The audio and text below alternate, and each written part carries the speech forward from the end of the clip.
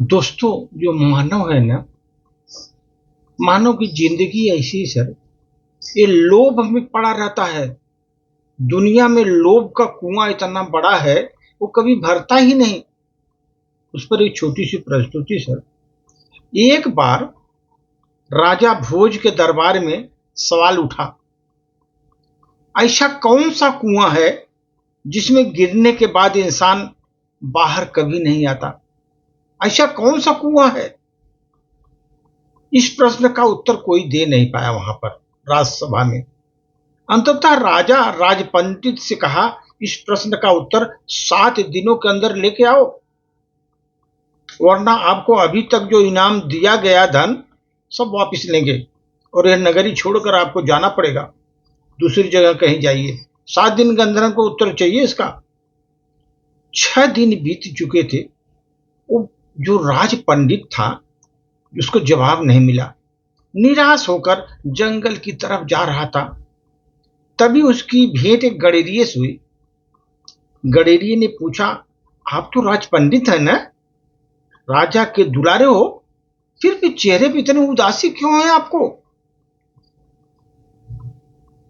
यह गडेरिया यह गडेरिया मेरा मार्गदर्शन करेगा। यह सोचकर पंडित ने कुछ नहीं कहा। जो राज पंडित थे कुछ नहीं किया, यह हमारा मार्गदर्शन करेगा। गडेरिये ने पुनः उदासी का कारण पूछते हुए कहा, पंडित जी, हम भी सत्संगी हैं, हो सकता है आपके प्रश्न का जवाब मेरे पास हो, आप निसंकोच बोलिए ना। राज पंडित ने प्रश्न बता दिया और कहा कि अगर कल तक प्रश्न का जवाब नहीं मिला तो राजा नगर से हमको बाहर निकाल देगा। कड़ेरिया बोला, मेरे पास पारस है, पारस पत्थर, उससे खूब सोना बनाओ। एक भोज क्या, लाखों भोज आपके पीछे घूमेंगे। बोला, हमारे पास पारस पत्थर है, खूब सोना बनाओ। ये एक तो राजा भोज है ना, ऐसे लाखों राजा भोज आपके पीछे घूमेंगे। लेकिन पारस लेने से पहले मेरी एक शर्त माननी होगी तुमको। तुम्हें मेरा चेला बनना पड़ेगा पहले। जो राज पंडित था, अंदर तो पहले अहंकार जागा उसका। क्यों ये 2 कौड़ी गडरियों को मैं चेला बनूं? लेकिन स्वार्थ पूर्ति के लिए चेला बनने के लिए तैयार हुआ अंततः। गडरिया बोला, ठीक है, पहले भेड़ के दूध पियो, फिर चेले बनो। पहले भेड़ जो है उसके दूध पियो, फिर इस चेला बनो तुम मेरा। राज पंडित ने कहा, यदि ब्राह्मण भेड़ का दूध पिएगा तो उसकी बुद्धि मारी जाएगी, मैं दूध नहीं पीऊंगा। तो जाओ, पारस भी नहीं दूंगा। गडेरिया बोला, नहीं पारस दूंगा, जाओ तुम। राज पंडित बोला, ठीक है ठीक है, मैं दूध पीने के लिए तैयार हूं, आगे क्या करना है? गडेरिया बोला, अब तो पहले दूध को जूठा, मैं जूठा करूंगा दूध को, फिर तुम्हें पीना पड़ेगा। पहले मैं दूध को जूठा करूंगा, फिर पीना पड़ेगा। वो राज पंडित बौखलाया, तू तो हद कर दिया हम मेरे सामने। अब ब्राह्मण को तुम जूठा अपना पिलाएगा? तो गडेरिया बोलो, जाओ तो तुम। राज पंडित ने तैयार हो गए, भाई हम जूठा दूध पीऊंगा आपका। गडेरिया बोला, यह बात तो हो गई, अब सामने जो मरे हुए इंसान की खोपड़ी का कंकाल है उसमें मैं दूध दूंगा। आदमी का जो कंकाल है, खोपड़ी है, उसमें दूध दूंगा, उसको जूठा करूंगा, फिर तुम्हें पिलाऊंगा, तब मिलेगा पारस, नहीं तो अपना रास्ता नापो, तुम जाओ। पंडित ने खूब विचार किया, बहुत कठिन है लेकिन मैं तो तैयार हूं, तैयार हूं।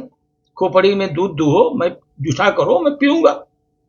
गडेरिया बोला, मिल गया जवाब, यही तो है वो कुआं, लोभ का, तृष्णा का, जिसमें आदमी गिरता है फिर कभी नहीं निकलता, जिसमें आदमी गिरता है फिर कभी नहीं निकलता। जैसे कि तुम, पारस पाने के लिए तुम लोभ रूपी कुएं में गिरते चले गए तुम, राज पंडित। पारस पाने के लिए तुम लोभ रूपी कुएं में गिरते गए। आशा ही जीव को जन्म जन्मांतर तक भटकाती रहती है दोस्तों। मरुभूमि में पानी के बिना मृग छटपटा कर मर जाना भी इतना दुखद नहीं होता जितना तृष्णावान को दुखी करता है आदमी। तृष्णावान है, क्या चाहिए उसको, ये चाहिए वो चाहिए, इतना तृष्णावान बना रहता है, उसको हाही लगी रहती है। वो जितना दुखी है उतना वो मृग बेचारा उस रेगिस्तान में मर जाता है पानी बिना, उतना दुख नहीं होता उसको। शरीर की मौत की छटपटाहट 5-10 घंटे या 5-10 दिन रहती है। आदमी 5-10 दिन छटपटा कर मर जाता है। लेकिन दोस्त, ये तृष्णा जो मानव के अंदर होती है ना, जब तक जीता युगों तक छटपटाता रहता है बंदा। तृष्णा युगों तक छटपटाता रहता है। गर्भ से लेकर के श्मशान तक जाने तक, जन्म से मृत्यु तक की जो यात्रा करता आदमी है, लेकिन आशा तृष्णा के कारण कितने कितने जन्म हुए यह गिन नहीं सकते। आदमी जन्म लिया, फिर जन्म लिया, लेकिन उसकी आशा तृष्णा गई नहीं। 1000 कमाए तो लाख बनाओ, लाख को करोड़ बनाया मैंने, करोड़ों को 10 करोड़ बनाया, 100 करोड़ बनाया, 1000 करोड़ बनाया, लेकिन नोचो और नोचो तुम दुनिया को।